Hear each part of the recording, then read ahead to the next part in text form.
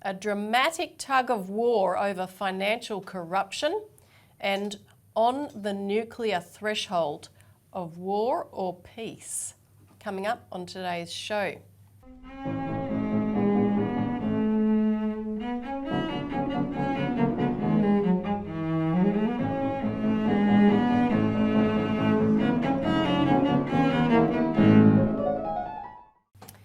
Welcome to the Citizens Report for the 28th of October 2022. I'm Elisa Barwick. Joining me today is Citizens Party researcher Richard Bardon. Welcome, Richard. Thanks, Elisa.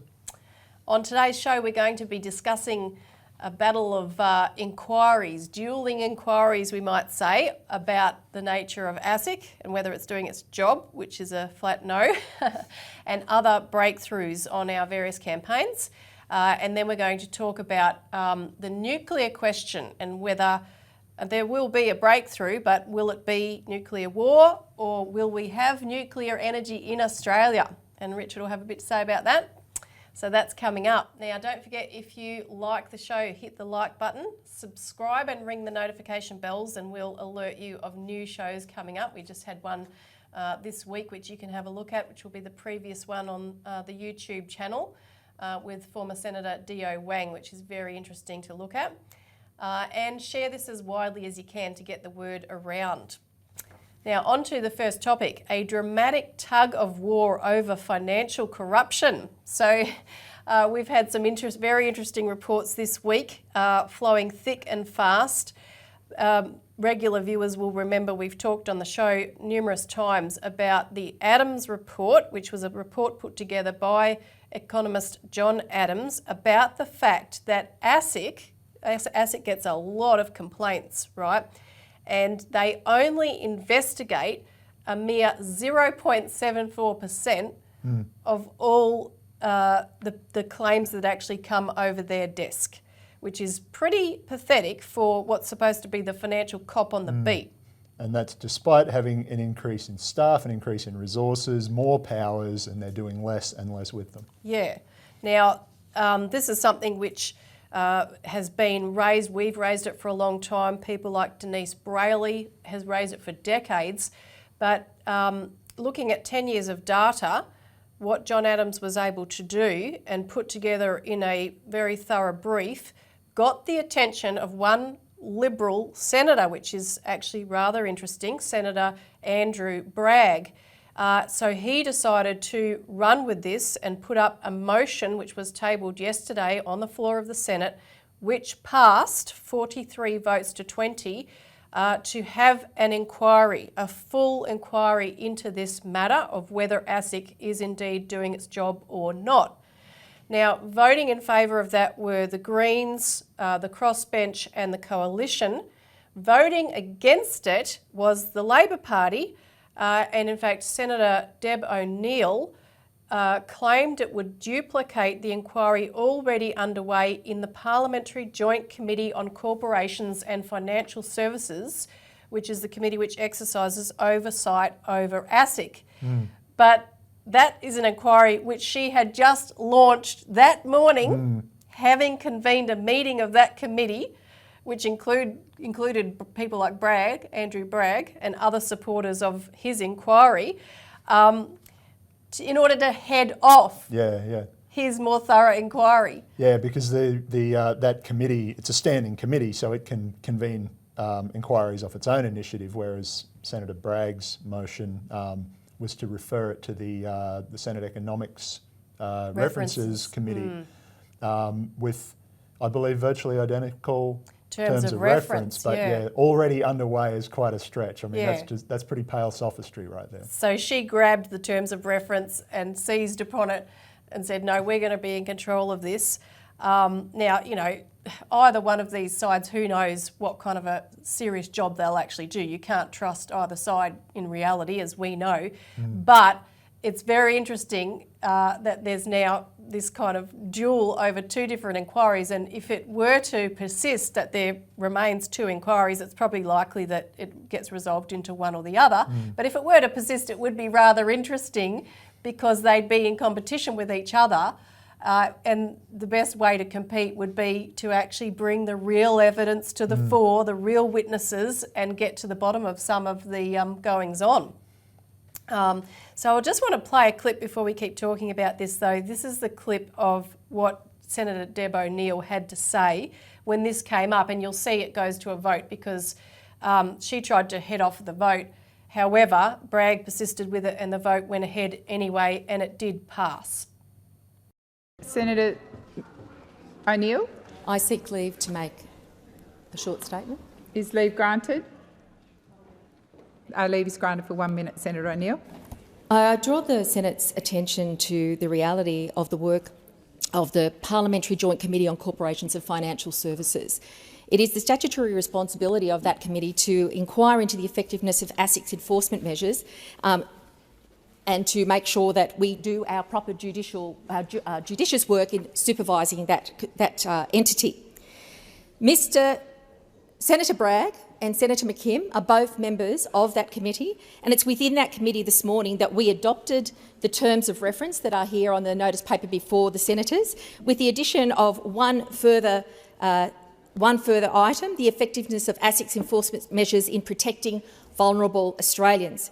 If this bill is supported, senators, it will lead to a duplication of this inquiry in two different places. In fact, this is the construction of a platform for Senator Bragg, who is on both committees, to provide himself with an opportunity for media, not the service of the Australian people. I urge you, senators, to vote against this. We should be absolutely working on this in the PJC. O'Neill, your time has expired. So the question is that the motion is moved by Senator Bragg. Business of the Senate number 1 be agreed to. Those of that opinion say aye. Against? Believe the ayes have it. Division required. Ring the bells for 4 minutes. Order. Lock the doors. So the question is, business of the Senate number 1, standing in the name of Senator Bragg, be agreed to. The ayes shall move to the right of the chair, the noes to the left.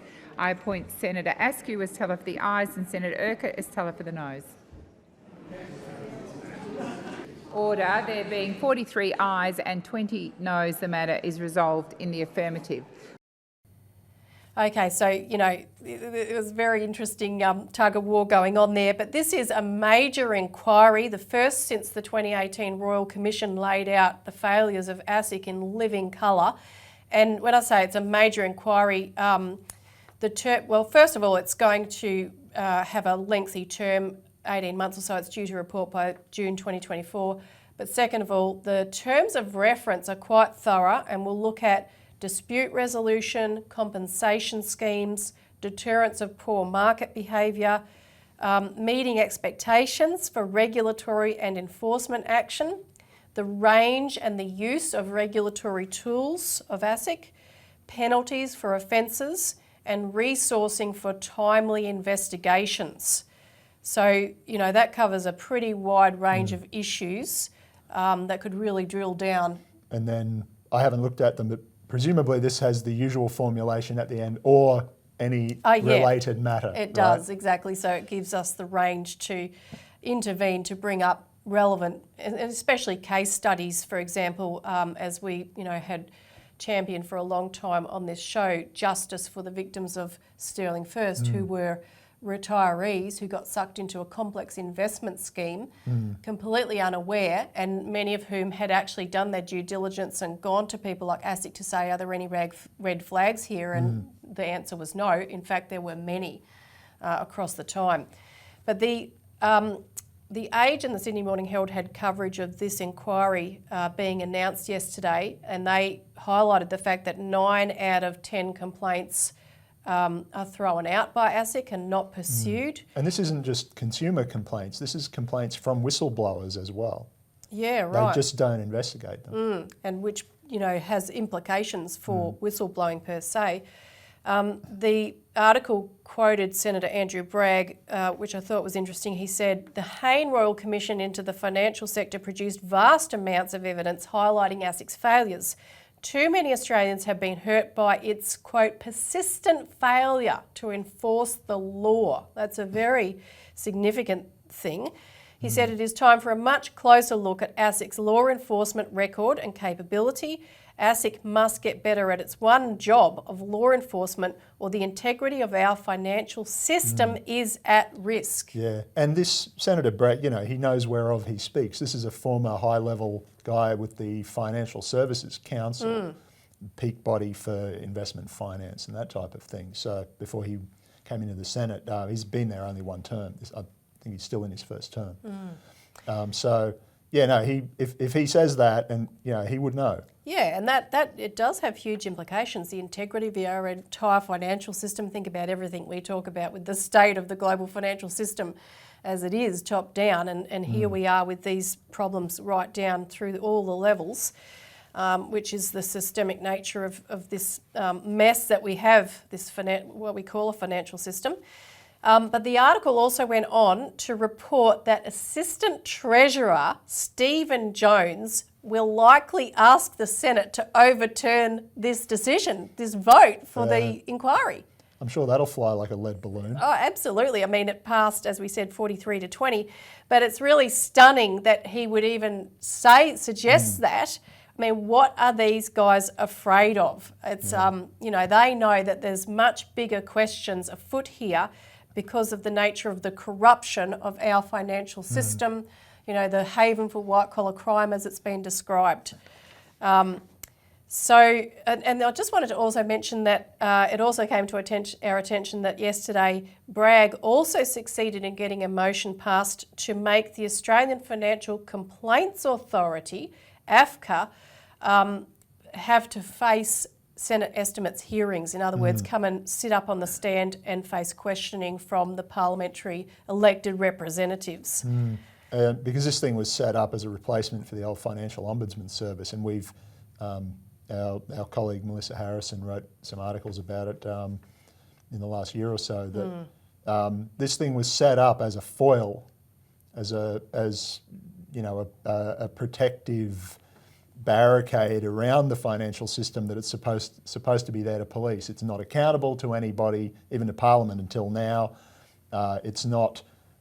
There's no. Its code of conduct is voluntary, and there's no penalties for non-compliance. All of these things, and its main function is to sweep everything under the carpet, the same way that ASIC has effectively been doing, according to John Adams' report, which is now, you know, all that's now going to be investigated. So that might constitute one of those related matters we were talking about too, conceivably.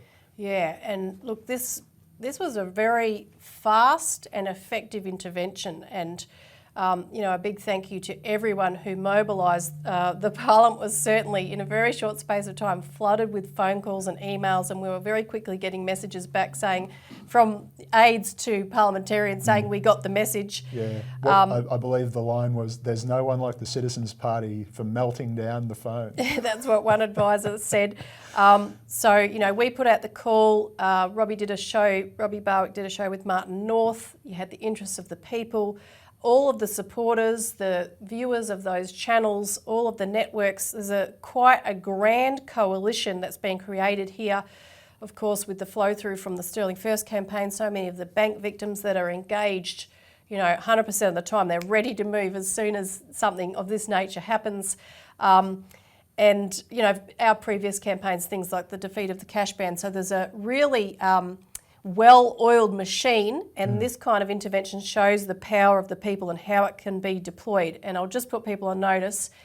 Get ready to put your submission into this inquiry, presuming it goes ahead in the way that is suggested, whatever form the inquiry takes. If it is resolved into one rather than two, there'll surely be a process by which people can put in their submission, and particularly if you are a bank victim, if you know of bank victims, people that have those personal stories to tell are very powerful.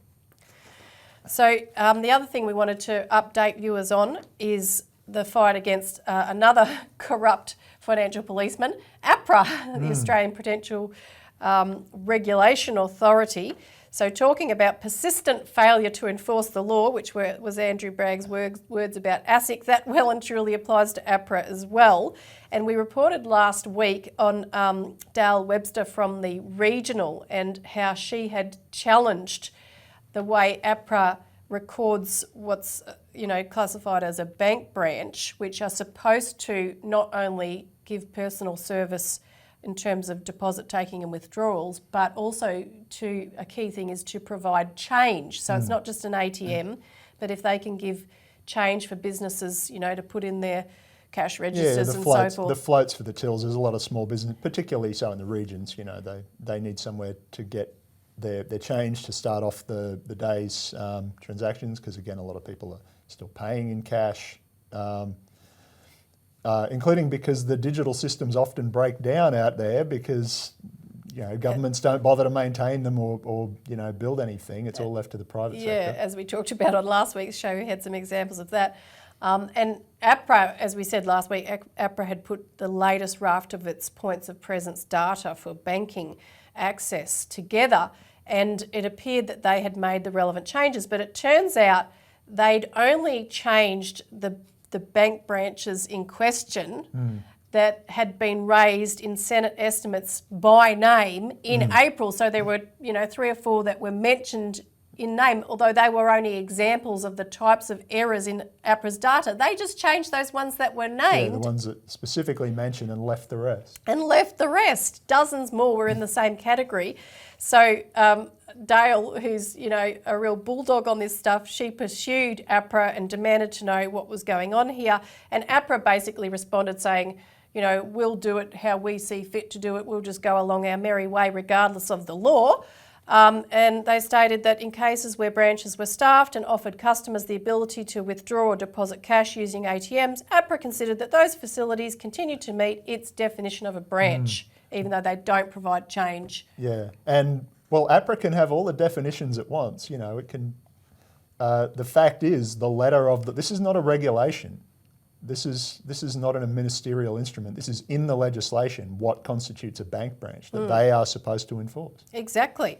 And then APRA went on to say that in line with the recommendations of the Regional Banking Task Force, APRA will commence a review of how the data is measured, including the definition of a branch. So in other words, they're just going to try to change the law. Yeah, they're going to presume to dictate to our elected representative government, these technocrats who, like the just retired head of APRA was part of for many years, was on secondment or employed directly over in Switzerland, developing this framework for cashless society and bank bail-ins that we've talked about many times.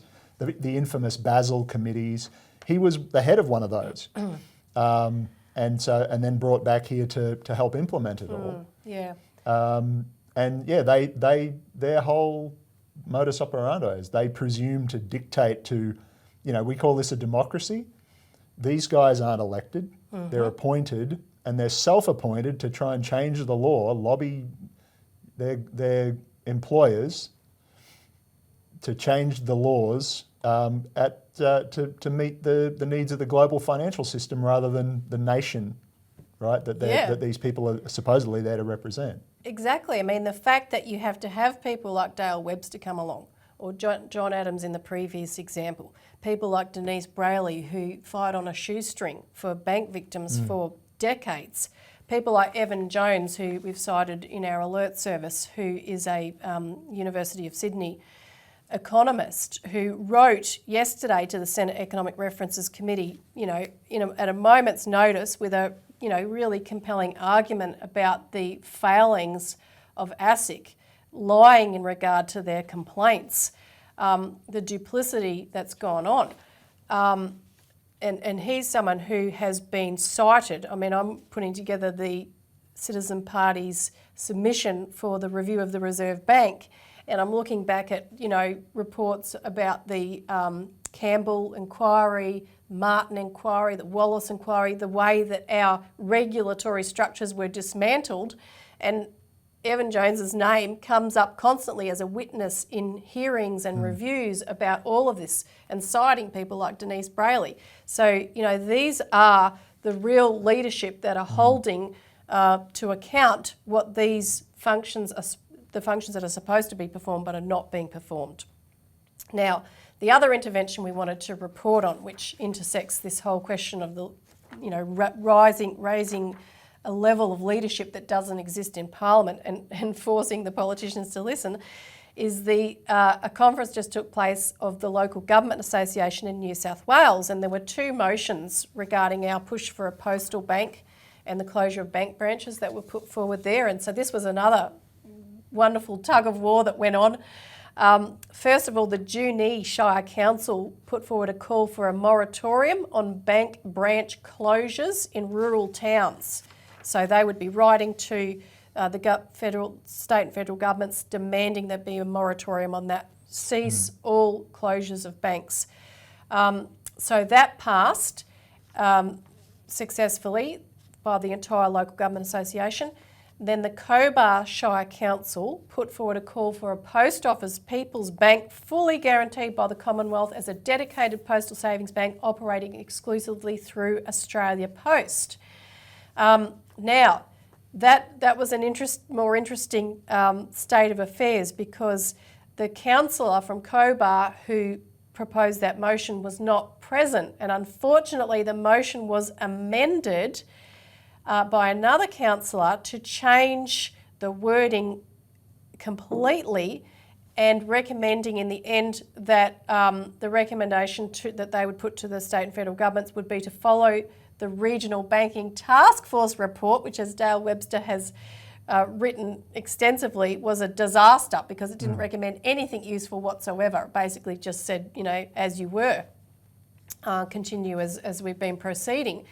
Now, we don't know all the ins and outs of why that happened. One hypothesis is that because they've got the last bank in town, they don't want to lose it and they don't want to offend the banks potentially, which is just a ridiculous way of thinking. But one councillor did put forward his 2 bobs worth during that debate and said, who are we to tell the banks what to do?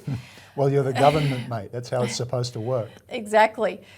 So unfortunately that doesn't contribute to the motion for a postal bank at this point. However, it is very early days, and this basically came about organically. There hadn't been much of a push to put this forward at the LGA level in New South Wales. It was excellent that it even came up in the first place, and we'll continue to push for it. And in fact, early next year will be the National Local Government Association gathering, and we'll obviously be pushing to get something similar or a proper motion put up at that point. And in the meantime, the critical role for our supporters and viewers is to educate their councillors, because one of the things we find at all of these council hearings, we've been playing some of them on the show in numerous weeks, where you'll have a council debate and you'll hear the point of view of many of these councillors is just completely uninformed about what the proposal is, because they just don't know anything about it. And many of them think, oh, it sounds good, but they have a lot of questions. So we have to get to work educating those people. All the resources are available on our website, that people can educate themselves to and print out the material, get a hold of flyers, look at some of the videos that we put out on the details. In fact, show the videos. We've produced some very short video ads of 4 or 5, 6 minutes that you can show, have your councillor watch it in front of you. Yep, agitate, educate and organise, as William Spence would have said, say many years ago. That's what's on the agenda. So get involved, give us a call if you need help with it. Now, moving on to our next topic, on the nuclear threshold of war or peace. So we want to first give an update on the international war front, and the danger of thermonuclear World War III is very ever present. And then we want to talk a little bit about how nuclear technology is better deployed at the service of fixing the energy crisis that we're facing. So firstly, on the war front, big developments over the course of the week. The Russian Defence Minister, Sergei Shoigu, called up his counterparts in the US, the UK, France and Turkey with evidence that Ukraine is planning to use a so-called dirty bomb, which is a regular bomb. Yeah, a conventional explosive packed with radioactive material to contaminate large areas. Yeah, once it detonates. Yeah. So, would be, have quite a major impact. And the evidence that Russia has presented was laid out at a closed-door meeting of the United Nations Security Council yesterday and was taken very seriously from the reports that we've received. So what the Russians are suggesting is that this would be a false flag provocation that would be blamed on Russia and would provide the pretext for what they called a powerful anti-Russian campaign, including possible expulsion of Russia from the UN Security Council. So by getting out ahead of this, hopefully it will prevent it from happening. The other thing is that on the 24th of October, a statement was issued by Lieutenant General Igor Kirillov, commander of Russia's nuclear, biological and chemical protection troops. It said, "We have information about contacts between the Office of the President of Ukraine and representatives of the United Kingdom regarding the possible reception of technologies to create nuclear weapons." And as one of our long-time collaborators pointed out to us recently, you know, Ukraine, a lot of the Soviet Union's not just heavy industries, but nuclear science and technology departments were based in the former Ukrainian SSR. So there is that latent capacity there. They, despite all of the collapse over the last 30 years since quote unquote independence, they do still retain the know-how to be able to throw something like that together relatively quickly. That's right, and this fellow Kirillov is suggesting that they were getting assistance as well from the United Kingdom. So, yeah, well, that figures the British never met a war that they didn't want to fan the flames of. Absolutely. Now, on the other side, from the United States side, the other side of our dangerous Anglo-American allies, the US Army's 101st Airborne Division, one of America's most elite assault divisions, has 4,700 soldiers currently deployed in NATO member state Romania. It's their first deployment into Europe since the end of World War II. Now, I want to show a video here because it just, gives you the colour of this situation, which, how close these guys are to the border of Ukraine, and the question of American boots on the ground in Ukraine, of course, being raised. So CBS News did some interviews. They were there on the ground on the 21st this report came out on the 21st of October. And, there were commanders that were interviewed by them who said, quote, "They're fully prepared to cross the border into Ukraine if the fighting escalates." So we'll roll that clip. Since the start of the war in Ukraine back in February, the U.S. military has added an additional 20,000 troops to the European theater, taking the total there to around 100,000. And many of those troops are in Eastern Europe. Only on CBS Mornings, we are getting a look at the U.S. forces closest to the fighting in Ukraine, supporting NATO allies and sending a very clear message to Russia. Charlie D'Agata is in Romania for us this morning. Charlie, good morning. Good morning, Tony. Romania is now home to the 101st Airborne Division. It's the first time it's been headquartered here in Europe in nearly 80 years. This is some of the equipment they brought from home, a 777 howitzer, ready to roll at any minute. They're specifically trained to deploy on any battlefield in the world within hours. Go, go, go, go! Ready to fight. The reason one of America's most elite air assault divisions has been sent right here, right now. We joined Deputy Commander Brigadier General John Lubis and Colonel Edwin Mathaidis, commander of the 2nd Brigade Combat Team, on board a Black Hawk helicopter for an hour's chopper ride to the very edge of NATO territory, around 3 miles from the border with Ukraine. From the start of the war, Russia advanced from Crimea along the Black Sea to Kherson, aiming to capture port cities like Mykolaiv and Odessa to landlock Ukraine. We're right about here. We're ready to defend every inch of NATO soil. Why is it necessary to have the 101st here? We bring a unique capability. We're a light infantry force, but again, we bring that mobility through our aircraft and our air assaults. We skirt along the Black Sea coast as we head further north. We're roughly 20 miles away from Snake Island, this contentious island that's been fought over between the Ukrainians and the Russians, currently under Ukrainian control. At a forward operating site, we watched as U.S. soldiers and Romanian troops pounded targets in a joint ground and air assault. the tank rounds and artillery fire are real. So is the enemy, meant to recreate the fight against Russian forces in Ukraine. A message to Russia and NATO allies alike: we're here. The real meaning for me to have the American troops here is like if you were to have allies in Normandy before any enemy was there. In all, roughly 4,700 soldiers of the 101st Screaming Eagles from Fort Campbell, Kentucky, have been deployed to reinforce NATO's eastern flank. You've had an opportunity to watch, observe, and possibly study the Russians. What do you think of them so far? So we're closely watching them. So we're building objectives to practice against that replicate exactly what's going on in Ukraine. We're the closest American unit to the fighting in Ukraine. And what does that feel like? What does that mean? It keeps us on our toes, right? So it makes my Ready to fight tonight is a message that we've heard repeatedly. It's not just about defending NATO territory, but if the fight escalates and NATO partners are under threat, they're fully prepared to cross over into Ukrainian territory if ordered to do so. Back to you in the studio.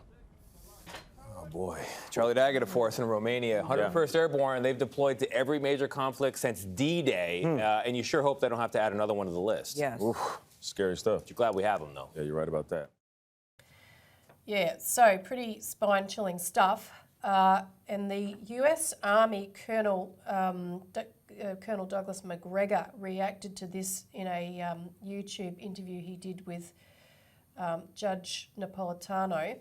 And I want to play a couple of clips of his reaction to that because, as he says, there's a very serious proposition here about creating some kind of a coalition of the willing, short of full NATO commitment, to get boots on the ground.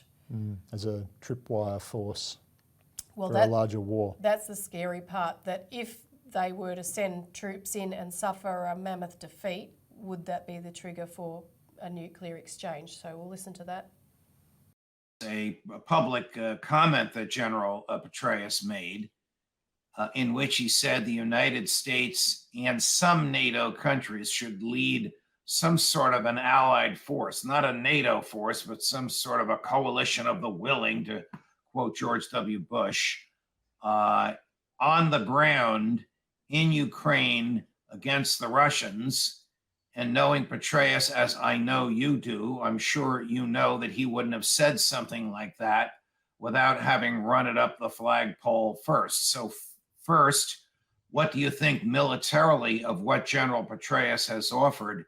And secondly, who, since he's a civilian now, up the flagpole would he have run this past? Who else wants this? Does the Secretary of State actually expect his boss, the President of the United States, whose administration is tottering on the brink and whose physical existence is tottering on the brink, to put American troops on the ground? I'm asking you a lot all at once. I'll let you take those balls and run with them. Well, on the first question, I think we have to regard this as having been a kind of trial balloon. In other words, Petraeus was given this material and told to run with it because the people in Washington are interested to see or hear what kind of a response, if any, they get from the American people. That's the first thing. Secondly, unfortunately, I do think there is serious planning going on about the use of U.S. forces in Ukraine. I think it's very dangerous. I think it's ill-conceived, but it's going on. Third, the mention of a coalition of the willing is a dead giveaway because NATO is not united on this issue. Most people in Europe are not interested in being dragged into a war with Russia. The storied American 101st Airborne is in Europe for the first time since World War II. They're in Romania. What are they doing in Romania? Well, according to the reports, there are about 5,000 of them. This is a mix of light infantry and UH-60 aircraft. I don't know if they have a battalion of H-64D attack helicopters with them, but they're supposedly working with Romanian forces. Again, this this looks like one wing or one leg of the coalition of the willing. Then the rest of the division is up in Poland, which is several hundred miles north.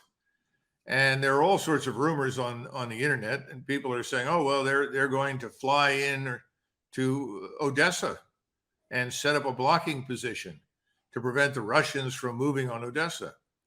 And they'll be reinforced. Okay, I find it hard to believe that we would be quite that stupid, because Odessa is very definitely on the menu for the Russians. It's a Russian city, a Russian-speaking city. It's never been Ukrainian. And they are going to retake it, just as they're going to retake Kharkov for the same reasons. And that's probably where they would stop normally. But if this happens, I don't think the outcome will be a positive one for the United States and its coalition of the willing. And then, of course, the question is, if we sustain heavy casualties and we are seen as losing, are we then going to turn to nuclear weapons? Because as I've said repeatedly on this thing, I have never seen any interest on the Russian side in the use of a nuclear weapon. I've seen nothing to indicate it. The statements that have been made were always made in response to us, response to anyone who questioned whether the Russians would respond if they were attacked with a nuclear weapon. And they made it very clear that they will. And this is the problem with this limited nuclear war business. But I think now the danger is we could walk into this. And as I tried to point out in that short 1,000-word op-ed, we're not ready. This is sort of get set and go in whether you're ready or not. And we're not ready. The infrastructure isn't there. The tons of ammunition are not on hand. The force sizes don't make any sense. I mean, we keep saying, well, the Russians were stupid when they went in, they made all these mistakes. Well, the Russians at least went in there with a goal of not killing fellow Orthodox Slavs. That was a goal. Didn't want to kill them. All right, that didn't quite work out as they'd hoped. But now we're talking about going in, and we have no such guidelines or constraints, but we don't have the forces. And we're now saying, well, the Russians are building forces. Well, there's a reason for that. This place is the size of Texas. If you don't have several 100,000 troops, you're not going to be able to dominate it. How are we going to do this? I think it's insane. All right, now the Russian ambassador to the United States, Anatoly Antonov, told Newsweek 2 days ago, he said, "We do not intend to put up with the situation where military threats increase on the Russian borders. The direct involvement of the US military in combat will lead to catastrophic consequences." So, they're not just going to sit back and watch these forces creeping closer and closer to the border. That was the reason for the whole military intervention into Ukraine in the first place, as we've discussed here before. And one thing to understand is that despite what you might read in the news, Russia does not bluff. Putin does not bluff, ever. If they say they will do something, then that's what they're going to do. Yeah, they're true to their word on things of that nature. And the other thing to bear in mind as well, Scott Ritter, the former UN weapons inspector who exposed the weapons of mass destruction scam that led us into the Iraq war, so he knows the nature of the lies that lead us into wars very well, intimately. He wrote an article for Consortium News just recently discussing the fact that NATO is holding these nuclear exercises called Steadfast Noon, where they're literally practicing the delivery of nuclear weapons against a Russian target. Now, at the same time, Russia at the moment is running its annual GROM nuclear command and control exercise. That's an annual thing, and they're informing the relevant people, including the US, that that's going on. Yeah. Which at least, the US military brass themselves came out and said, look, this is normal, this is, we're in constant, deconfliction per standard practice with Russia on this, just like we always are. They haven't breached any protocols, any treaties, they're just doing their regular exercise. So at least, it's bad when the military are the ones trying to calm things down, right? Yeah. And all the politicians are just going off their heads. And I don't know if you got to look at it, but John Helmer also has an article out. So this has just come out, but it's talking about the thinking in the Western countries being that we can make a shift to the idea that nuclear war is winnable, and apparently where the US is positioning its subs in order to take out a Russian second strike capability, if it comes to that. Yeah, so John Helmer, for those who don't know, is a Australian-born independent journalist. He's the longest established foreign journalist in Moscow. Been there since most of the time since 1985, personally, and has had his own press bureau set up for most of that time. So he's very well connected. In this case, it's not his article, but a translation of one published in a Russian journal called Vzгляд that mostly focuses on strategic affairs and security matters. And so, yeah, what they're saying is that this American SSBN, so ballistic missile submarine, just popped up in the Arabian Sea as a deliberate signal. I mean, these things, the whole point of these things is that then you're not supposed to give away your position. So if one of them surfaces in a sensitive area, it's obviously a message to somebody. And so what this article goes through, it's by, I forget the name of the gentleman, but he's a well-known and respected military analyst in Russia, according to our sources. And so he just goes through what are the implications of this, saying that, yeah, if because these are the Trident missiles that people might be familiar with, the UK has them as well. That's their nuclear deterrent is Trident. They don't have the land-based missiles like the Americans have. But this is a large submarine that can carry 24 of these missiles, each of which is capable of carrying up to 10 individually targetable warheads, so 240 nuclear warheads potentially on this one submarine. And so what this guy goes through is that, yeah, of course, success is never guaranteed, but they're just demonstrating that they have the capability to launch a strike to get inside Russia's guard, because these missiles, they're ballistic missiles, but they can also be fired on a flat trajectory that makes them less accurate. But with that level of firepower, it doesn't really matter, because they're in range of the Russian Missile Forces command, various command centres, and of their known positions of their land-based nuclear assets that would respond to a nuclear strike on the Russian homeland, which is their trigger for it. See, Russia has a no first use nuclear doctrine, except where an existential threat to its existence exists, which of course, there's no potential of the Ukraine conflict being that unless the Americans get directly involved. Yeah. But the Americans, as you said, they have this concept for almost 20 years now that they've been moving closer and closer and closer towards this idea that, well, the number of warheads has come down. It's not an overkill arsenal anymore. It actually is for practical purposes. The yield of the weapons is well, less. exactly. They now have these dialer yield bombs where you can turn down the TNT what they call tonnage, so the equivalent of tons of TNT in a nuclear warhead. You can dial it down to make it usable at a tactical level instead of just a strategic level, the old mutually assured destruction.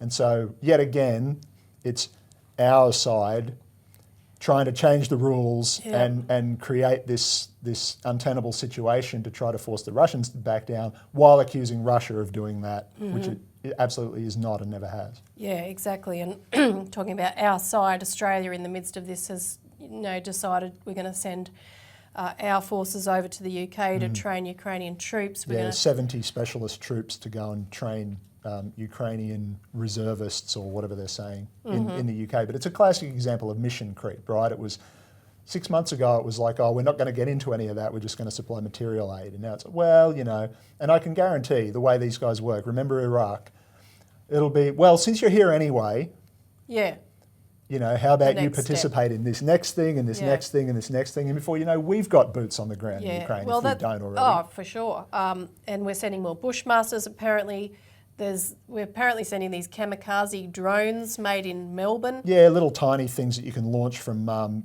hand portable, like those 40 millimeter grenade launchers that they sling under the barrels of the assault rifles that the troops use. So yeah, these things, they're swarm capable, autonomous drone, loitering munitions. People might have heard that term. Yeah. They hang around until the target's identified, and then they come in from multiple directions. And it can be equipped with various types of anti-personnel and anti-armour warheads. And they're only small, but they're quite potent for their size. Yeah, it would be deadly in certain circumstances.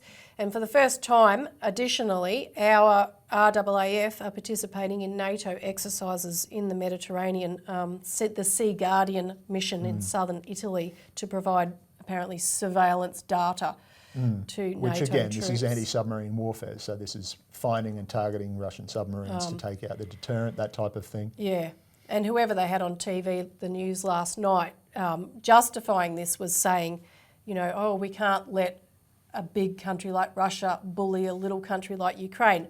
Well, yeah, but what about if it's the US and the UK and the big countries using Ukraine as a proxy? That never comes into their equation when they're talking about it in this way.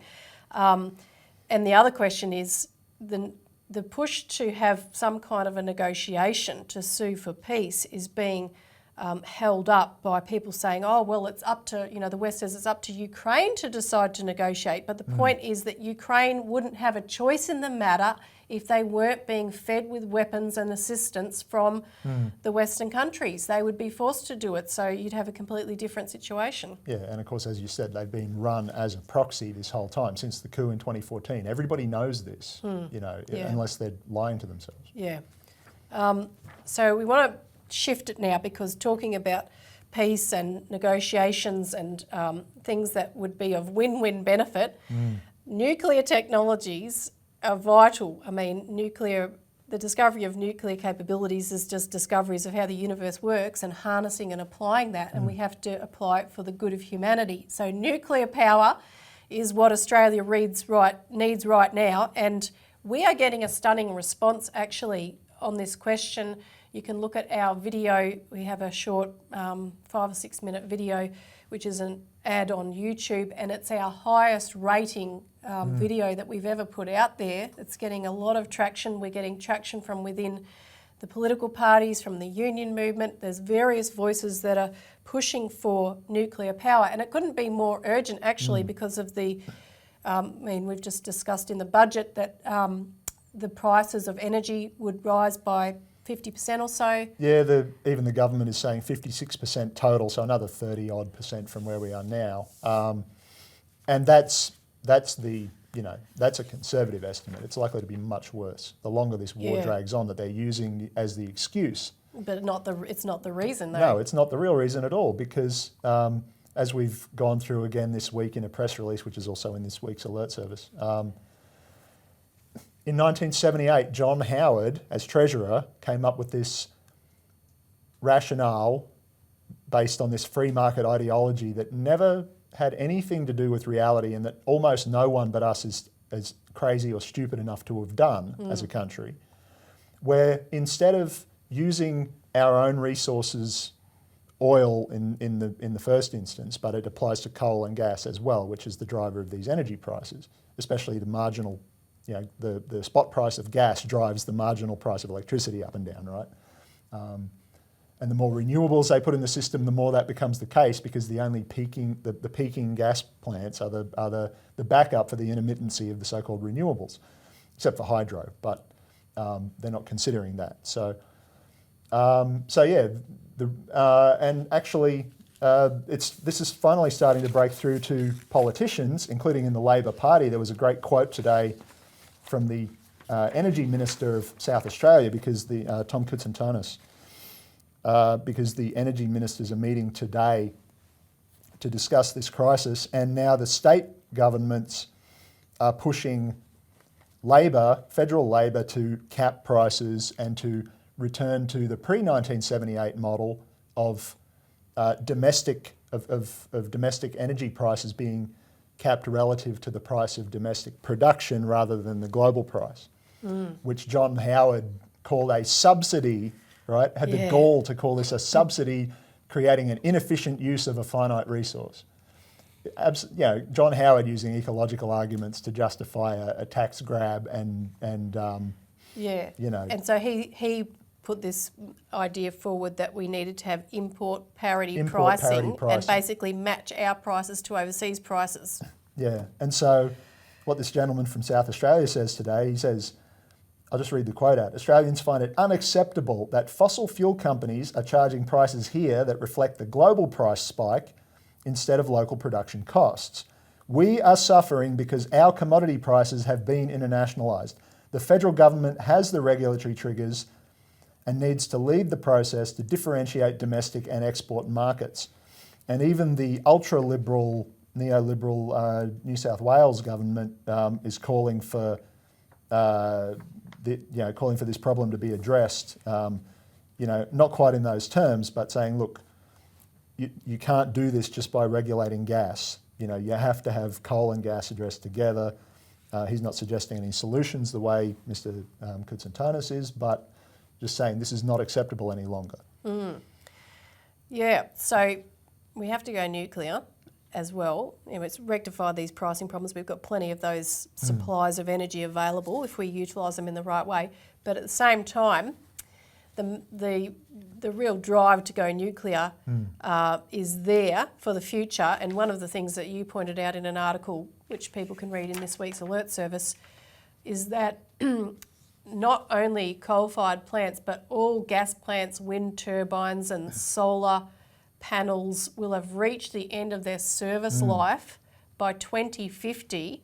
And in terms of the price of replacing that, it would be in the order of 150 billion, perhaps as high as 350 billion, according to a report that's been released by the University of Queensland. And developing a fleet of small modular reactors would come in at the lower end of that price range. Yep. And the lower end of the estimates is not 150 billion; it's 75 billion is the range. So the middle figure is it's in the order of 150. Yeah. But they say in there and this is a team of expert researchers at UQ. This report was published in mid last year. Before all of this happened, they said this is the solution to this. We need to start looking at this because, as you said. And the thing that, Chris Bowen gets up, the federal energy minister, and says, oh no, firmed renewables are still the cheapest. Everybody knows this. Anyone who says otherwise is dangerously ignorant. Well, sorry, Mr. Bowen, but the dangerous ignorance is yours. Because as these researchers point out, these renewables are so short-lived that if we're going to be at net zero by 2050, we will have, there's anything installed now, its service life will have expired by then and it will require replacement constantly, over and over again. It's also universally acknowledged that the cost of firming all this stuff, as they call it, providing a continuous steady stream of power out of what's a very intermittent source, is going to cost multiple times what the generators themselves do.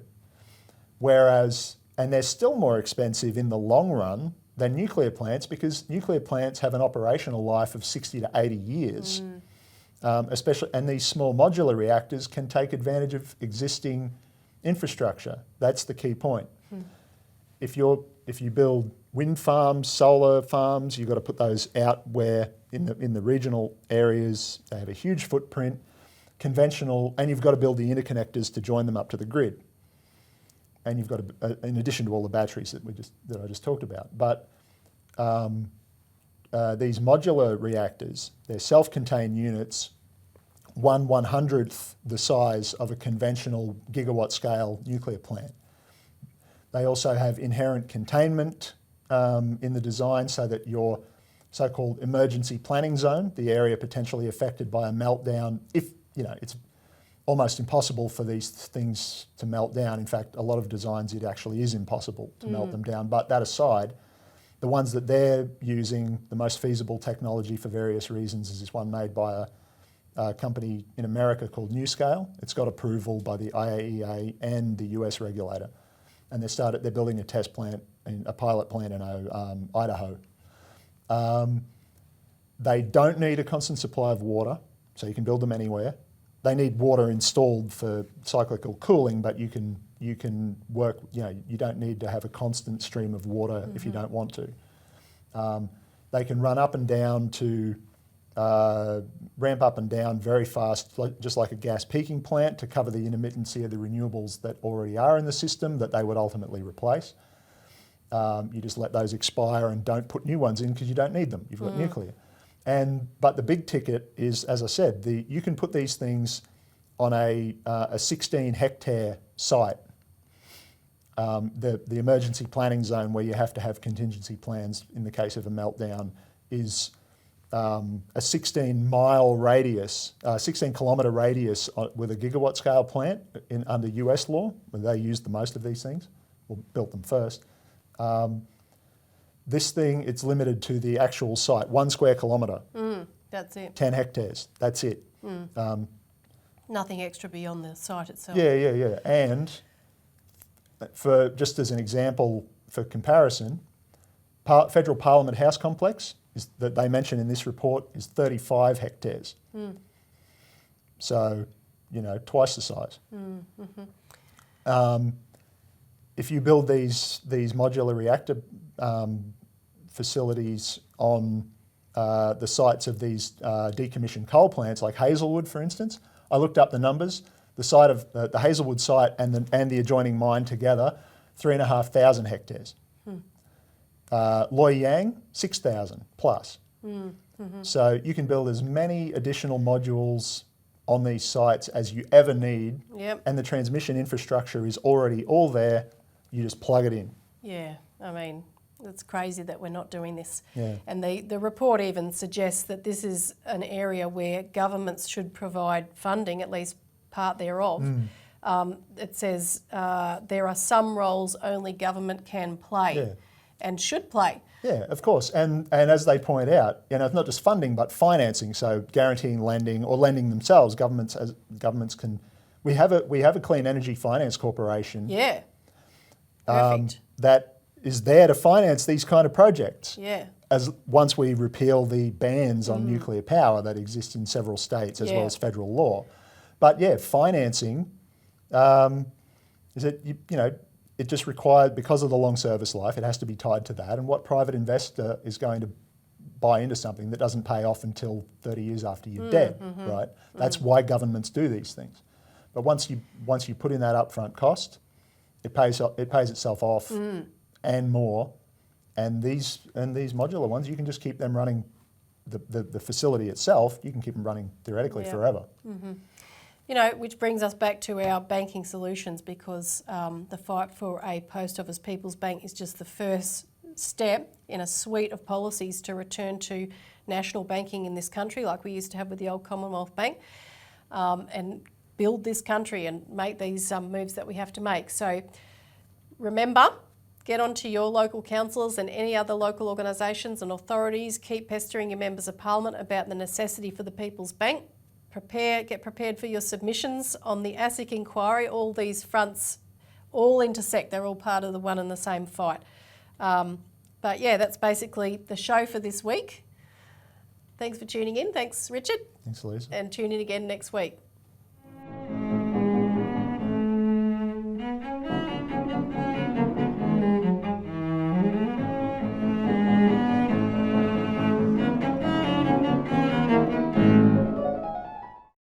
Authorised by Robert Barwick, Citizens Party, Melbourne.